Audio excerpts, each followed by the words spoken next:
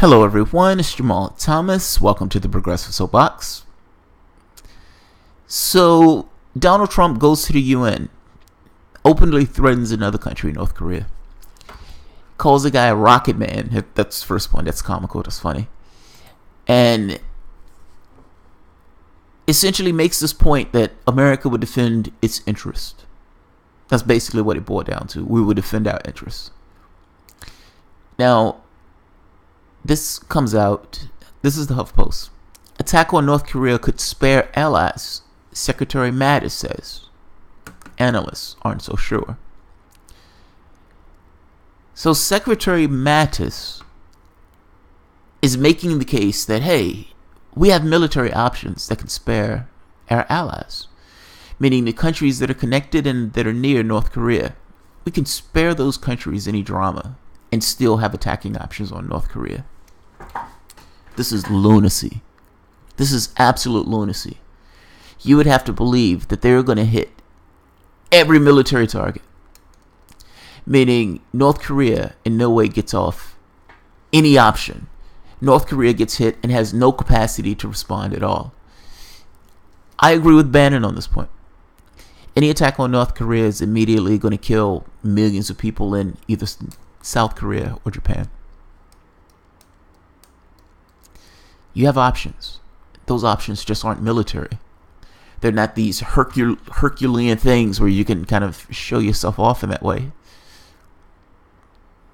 But there are options. Stop the war game exercises. That's the first point. That was just one of the main basic points. And this is one of those things that continuously gets lost in this conversation. No one ever asks, why is North Korea behaving in the way that North Korea is behaving?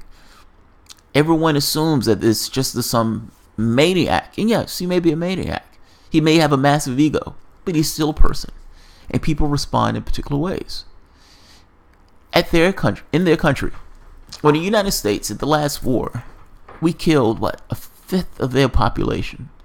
Imagine that, a fifth of their population, carpet bombing. Massive amounts of carpet bombing, killing a fifth of a population of a country. Technically, North and South Korea is still at war. We still have troops on their border. The United States has yearly war exercises with South Korea as if they're going to invade North Korea. Are you telling me that you wouldn't be a little itchy if you were North Korea? You've seen what's taking place to Iraq. You've seen what's taking place to Libya. You've seen what's taking place to Syria. The United States has left one country after the next on fire. Are you telling me you wouldn't be concerned if you were North Korea? And in what ways would you behave if you were that government? There is no military option. Any military option gets a lot of people murdered. I don't care what Mattis said. That's insane. That's a maniac. Days after President Donald Trump referred to North Korea leader Kim Jong-un as quote-unquote rocket man, a member of his administration made it clear that military options against Pyongyang still remained on the table. Defense Secretary Mattis sought to calm growing fears of American intervention on Korean Peninsula by arguing that the United States had military options at its disposal that wouldn't necessarily spell disaster for allies in the region. Those allies would be insane to believe that. This guy is a maniac.